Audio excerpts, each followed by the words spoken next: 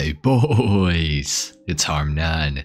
Today we're going to be going over my picks for the 10 best cars to customize in Grand Theft Auto Online. So for a car to get onto this list, it has to have a lot of good customization options, it has to have many customization options, and you need to be able to do a variety of different sort of styled builds with all of the cars. Every single vehicle on this list is going to be pretty good performing as well, just as a bonus. So anyway guys, that's pretty much it for the criteria. If you enjoyed the video, a like is of course appreciated. If not, dislike, subscribe if you're new, and let's go ahead and get started with number 10. At number 10, we have the Karin Sultan RS, coming in at $12,000 for the initial Karin Sultan off of the Benny's website, plus an additional $795,000 for the upgrade into the Karin Sultan RS. This will turn the vehicle into a Benny's vehicle, and it will unlock a ton of extra customization and turn the vehicle from being a 4-door into only a 2-door, and from the sports category into the supercars category. So that's pretty cool. It does maintain its all-wheel drive status, and it unlocks a ton of customization options. There are many front bumper options, hood options, rear bumper options, skirt options, spoiler options, roof options, all types of stuff, and you can go for some really unique builds with the Karin Sultan RS. You can go for a rally style build, you can go for a super clean street build. There's many different types of builds that you can go for with the Karin Sultan RS, and it's a pretty good performing vehicle as far as free mode goes.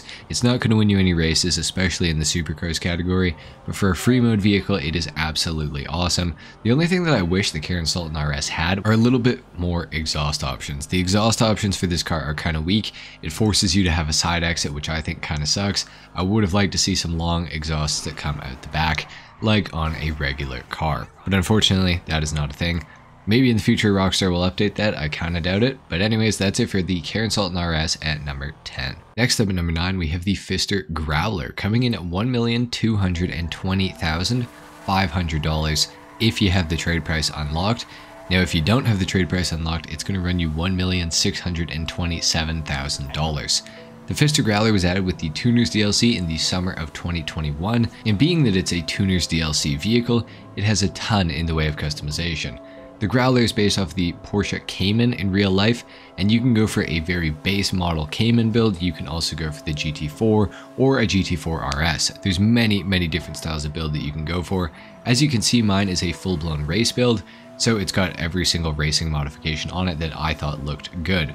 However, of course, you can remove all this stuff and go for just a very basic, bare bones looking Pfister Growler, which is pretty awesome to have that ability. Another cool feature about the Pfister Growler is that being it is a Tuners DLC vehicle, it does have the ability to stance and unstance the car.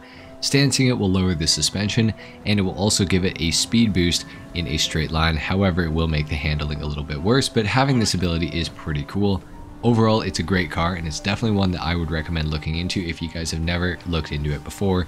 It's a pretty awesome car, decent performance all the way around, and pretty good looking. Next up at number 8, we have another Tuners DLC vehicle coming in with the Ubermacht Cypher, coming in at $1,162,500 if you got the trade price. If you don't, it's going to run you $1,550,000, which is still not a terrible price given the performance of this vehicle.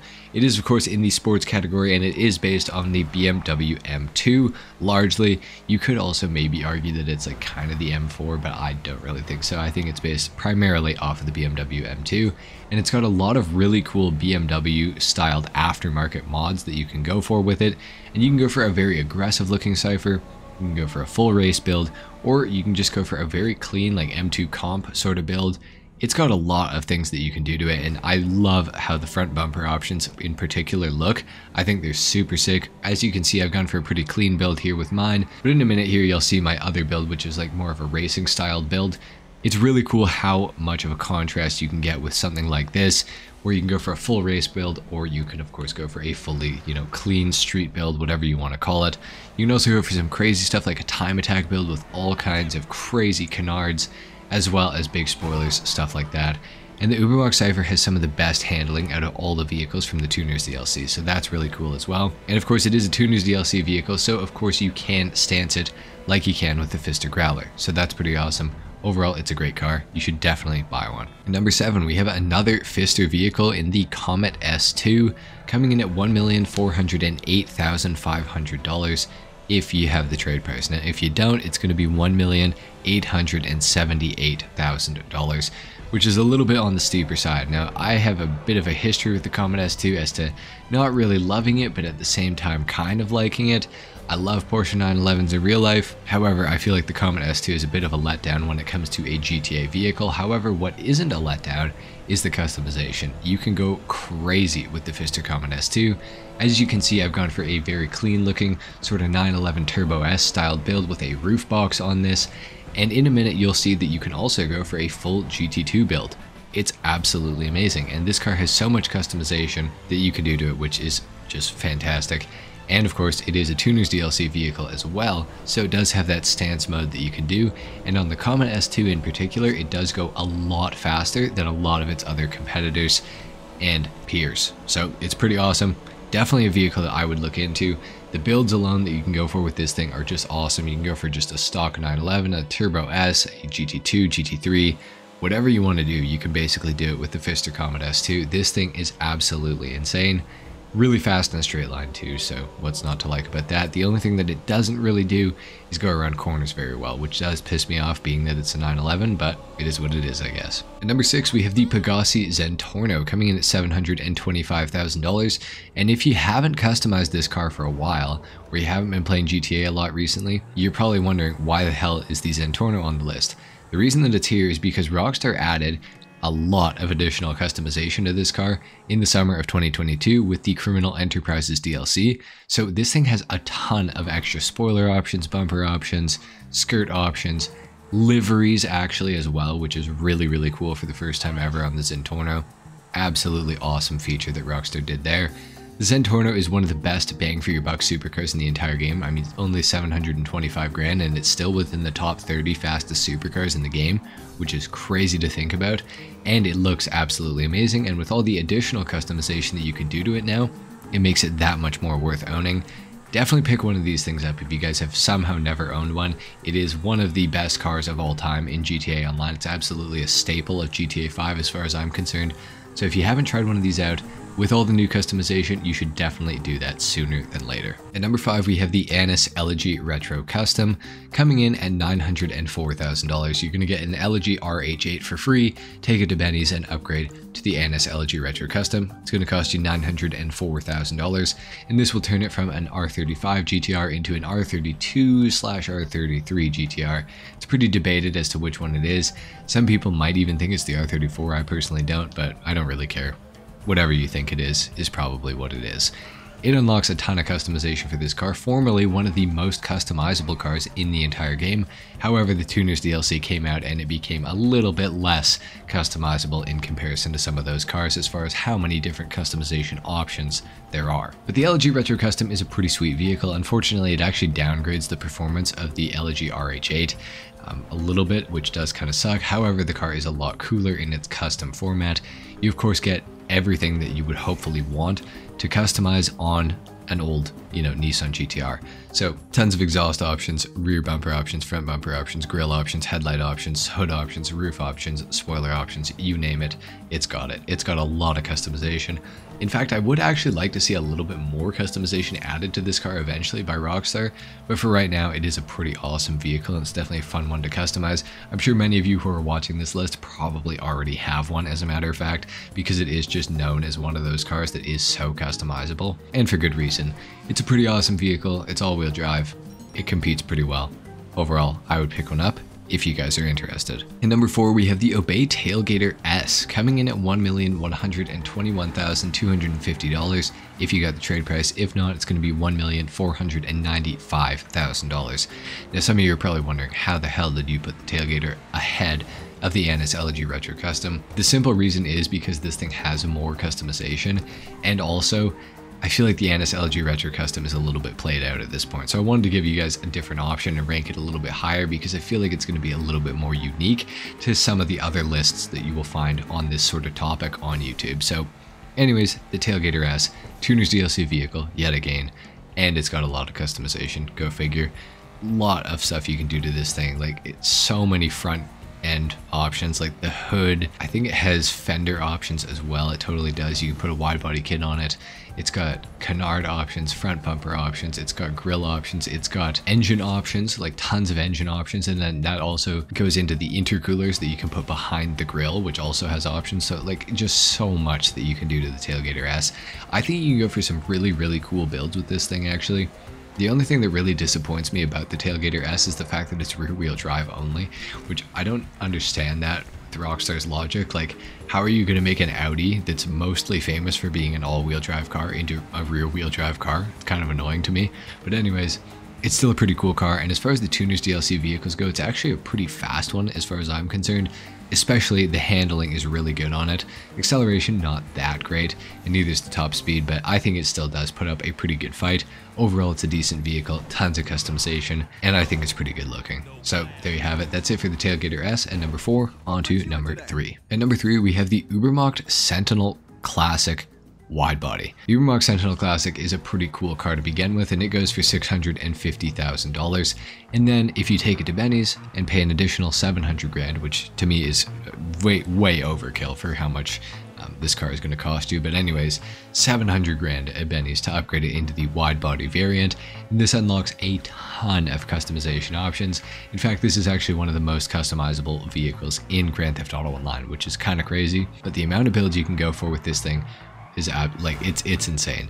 There's so much stuff you can do to it. The spoiler options are super unique. It's got louvers, it's got roof options, it's got roof lights, it's got hood options, front bumper options, skirt options, rear bumper options. Like, you name it, you can pretty much do it to the Sentinel Classic wide body. This thing is so insane, guys. Unfortunately, the performance isn't quite there with it, but it is a really fun car to drive. It just gets a lot of wheel spin, is something that you will find with it, and it can't really corner all that great, but still, I think it's an awesome car, and it's definitely one that I would recommend looking into. I think you can do some really cool stuff with this. You can definitely make some super clean builds, some super unique builds.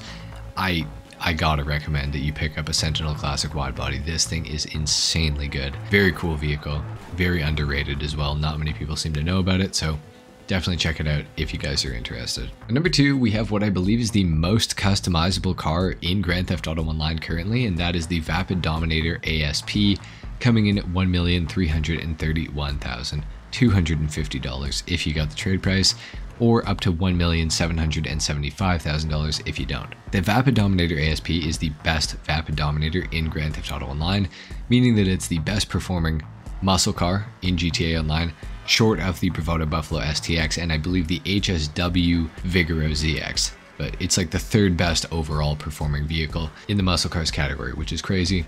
It's rear wheel drive. It is based off of the early 2000s / very late 90s Mustangs, and you can make it into various different models. You can go for like a GT3 racing build with it. You can go for a super clean street build. You can make it look like the SVT Cobra. You can also make it look like the Terminator Cobra. It's so cool, the amount of things that you can do to this thing.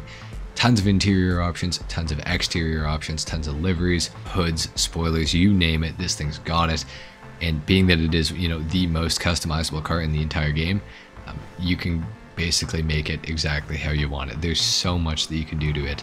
It's a very unique car. A lot of people say it's the ugly Sierra Mustang. I personally completely disagree with that. I think the ASP is just a fantastic car in every single way, and obviously the performance being so great as well is a huge plus for this vehicle. And again, it is a Tuners DLC vehicle, so you can put it into stance mode, and that makes it way faster in a straight line. In fact, I think it's actually the fastest of all the Tuners DLC vehicles in a straight line as well.